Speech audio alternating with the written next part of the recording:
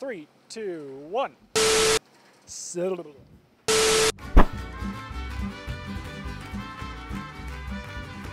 Hello and welcome to this week's Mailbag. I'm Doug Kyde. If you have a question for me, tweet at me at Doug Kyde using the hashtag MailDog, and maybe I will answer it. First question comes from Joseph Martinez, who asks, could Phillip Dorsett end up being the #1 option for Tom Brady these 4 weeks without Julian Edelman?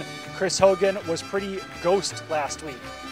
It's not that crazy of a thought, and Phillip Dorsett won't be Tom Brady's #1 target in the passing game. That will still be Rob Gronkowski and James White as long as they're healthy. But it's definitely not crazy to think that Phillip Dorsett could wind up being the Patriots' #1 wide receiver over these first 4 weeks. Phillip Dorsett was targeted 7 times, caught 7 passes for 66 yards. Chris Hogan definitely had a tough time getting separation, getting open. He only caught 1 pass for 11 yards. So I think that we probably will see Phillip Dorsett used a little bit more heavily moving forward.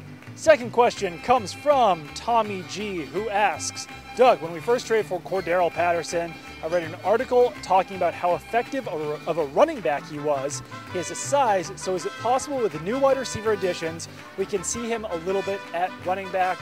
I do think it's possible, and even in Patterson's first game with the Patriots, he had 3 carries and only 1 catch. The Patriots already were using him as a rushing threat. I think that he can line up in the backfield. I certainly don't think that he will be used heavily as a running back, but he definitely could take some carries away from other running backs, just kind of ease the load for them a little bit, because the Patriots running back situation is definitely in dire straits right now. Rex Burkhead dealing with a concussion, Sony Michel still limited with that knee injury, Jeremy Hill on injured reserve. That only leaves James White and Kenyon Barner at running back. Both of those guys are very undersized. The Patriots also have Kenneth Farrow and Ralph Webb on their practice squad. So if Burkhead and Michel can't play on Sunday against the Jaguars, I would expect either Webb or Farrow to come off the practice squad, but certainly we could see a little bit of Patterson getting carries out of the backfield.